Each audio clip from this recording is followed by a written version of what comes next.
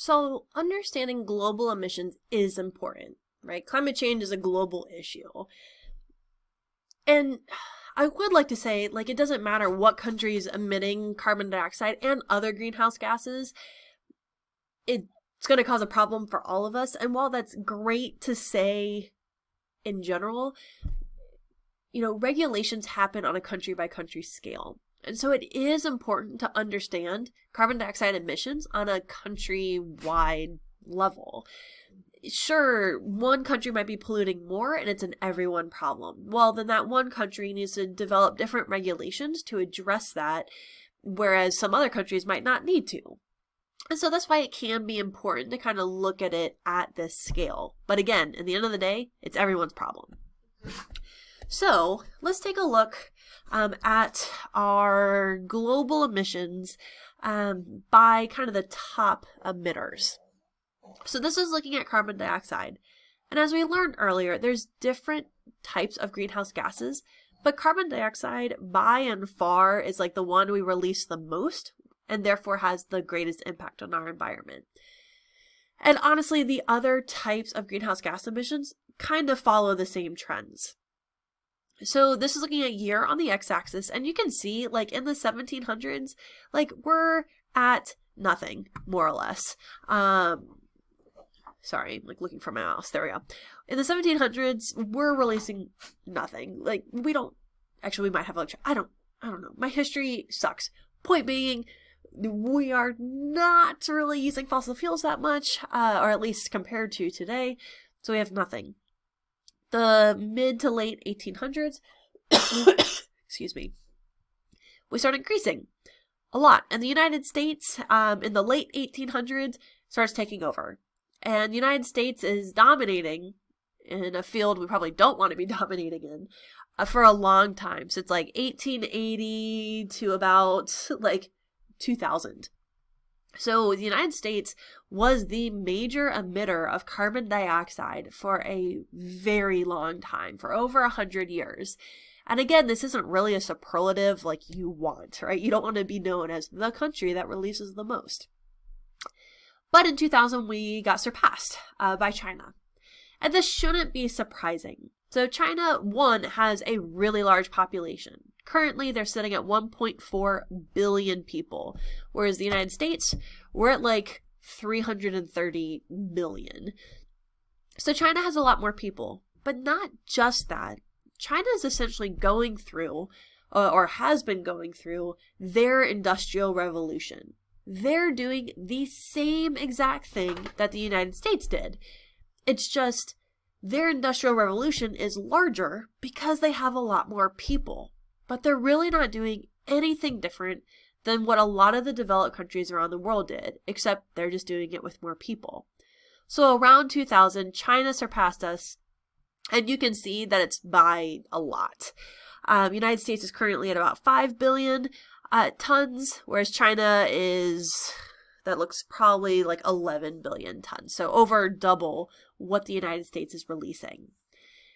Now, it's easy to be like, oh, well, this is all China's fault. There's so many emissions. Yes, they have a lot of emissions, but again, they're not really doing anything wrong. They're not doing anything that we literally didn't do. And so this is where it becomes hard when it comes to global policies. It's not really fair, so to speak, to tell China, hey, you can't be burning coal. And it's like, well, you guys did. Like, this is how you guys became a prominent country, right? You went through an industrial revolution. You mechanized all sorts of things. They're just doing the same thing.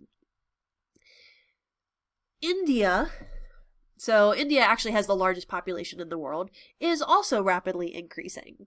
They're essentially doing what China's doing, but maybe about 20 years later.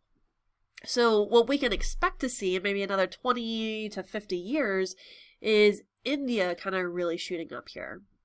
And this is where it becomes important for other countries, even if they're not the biggest polluters, to be helping countries like China and potentially India here soon in lowering their emissions. We have access to technologies that we didn't have before. We have knowledge now that we didn't have before. But they do not have the GDP that a lot of our developed countries do. So they need, like, if they're going to curb their emissions, the richer countries have to help. Excuse me. And that can feel unfair, right? It feels unfair because it's like, well, we got our emissions under control. But again, at the end of the day, emissions is everyone's problem. The other thing I want to note too is that even though the United States can be known for not really being helpful and stuff like that, you can see that the United States has actually been declining emissions by a lot. In about, I'm just trying to take a look at the scale real quick, that's probably about 2000. Actually, around the time China surpassed us, around 2000, we started lowering our emissions by a lot. We're at 6 billion tons, and now we're at about 5 billion tons. So that's a pretty decent decline. That's like 13-14% decline in our emissions. So while the United States, again, isn't like the gold standard in fighting emissions, the data actually shows that we are improving. And a lot of this is due to electricity, right? We're doing less from coal and more from natural gas. We have a lot of regulations in place related to vehicles and power plants. So the things we are doing are working. The one last thing that I'll say about this graph, because it's going to matter a lot when I go to the next page, is that this is total emissions. This is like legit just saying, here's how much carbon dioxide China released. Here's how much the United States released. And while this is important, right, that total amount is important for, its impacts to the environment, it doesn't tell you the whole picture. So there's this other measurement, per capita emissions. And typically per capita means like per person. So on a per person basis, how much is being released? Because of course China is going to release more than the United States. Their population is like quadruple our population. So that makes sense that they would be so much higher. Now, despite them being quadruple our population, they're only double our emissions. So if we kind of normalize our data to how large the country is, how many people live in that country, this gives us an idea of kind of the policies in place in those countries and what it says about those countries. So, for example, if we look at China and the United States now, so this is our per capita in a year. So the darkest is 20 tons of carbon dioxide per person, and the lightest is like 0 tons. If we look at China, it looks like China is in the 5 to 10 ton range per person, whereas in the United States, we're in the 10 to 20 ton range. So this tells us about the United States, right? This says, hey, on a per person basis, we're really not doing that great. China is doing better than us. And again, policies can be developed that kind of address that. This kind of gives you an internalized idea of, okay, how is my country doing if I at least normalize for population?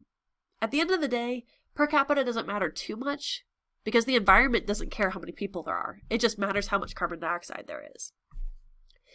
So some of the worst countries, and again, this is on a per person basis, it's actually not the United States or China, or really anyone that was on the previous graph. It's actually looking at the Arabian Peninsula. So the UAE and Qatar are the two worst offenders when it comes to our per capita emissions, which is really interesting. This is not something they're proud of. They have been called out on it. But again, they barely release any compared to other countries, which is why there's not more hype about it. And there's a lot of reasons why. One reason why is because these are oil nations. When you are drilling oil in your backyard, you're going to use it. Right? There's no point in investing in solar or in wind when you literally have a fuel coming out of your own soil, out of your own water. It's going to be really easy to use. It's going to be really cheap to use because you're the one who's getting it. So therefore, everyone uses it. There's like no renewable energy there because they don't need to. So one, they're producing the fuels. They also live a life of extravagance. So here is Dubai, or this is inside a ski resort in Dubai. It's an indoor ski resort. You can kind of tell the walls and stuff like that. They've got a lift machine, lots of people using it. They're blowing in snow. As you can imagine, it has to be really cold in there. I'm just show you this next picture. Here's that ski resort from the outside. If you don't know much about Dubai, they have really warm temperatures there. And this is in Fahrenheit, so sorry for all you centigrade people out there. Their high temperature in January is 75, and that's the coldest month. And their average temperature between May and September is above 100 degrees. And here's that ski resort, surrounded on all sides by the external temperature. So the amount of electricity that this ski resort is using is phenomenal. And this is just one example of the excessive luxury in this country. And because of this, and because these fossil fuels are so cheap to use, you're seeing huge amounts of carbon dioxide on a per person basis. Honestly, this is just an interesting case study. They produce so little carbon dioxide compared to so many other countries that it doesn't really matter, so to speak. But it's more of interesting to see how these kind of luxuries do make an impact on that per person carbon dioxide release. So again, this is everyone's problem. It doesn't matter who is the highest emitter or the lowest emitter. At the end of the day, we are all releasing carbon dioxide emissions, and we're all being impacted by climate change. So even if one country is higher than another country, it's kind of the world's responsibility to help each other out. That is the only way we're going to get through this, is by helping each other out.